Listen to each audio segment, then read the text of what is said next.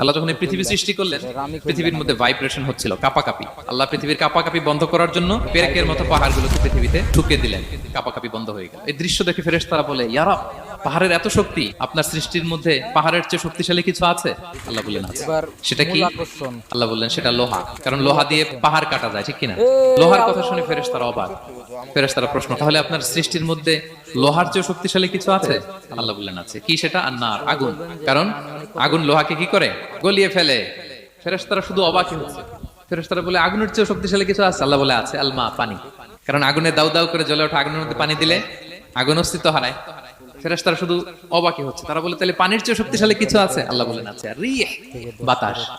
কারণ বাতাস পানিকে একদিক থেকে আরেক দিকে নিয়ে যায়। জলের মধ্যে বায়ুর উচ্ছ্বাস লাগলে জলোচ্ছ্বাস তৈরি হয়, ঠিক কিনা? ফেরেশতারা আবার অবাক হয়ে বলে, তাহলে বাতাসের চেয়ে শক্তিশালী কিছু আছে? আল্লাহ বললেন আছে। সেটা কি? বলতেছে বনি আদম, ওই মানুষ শক্তিশালী যে গোপনে দান করে।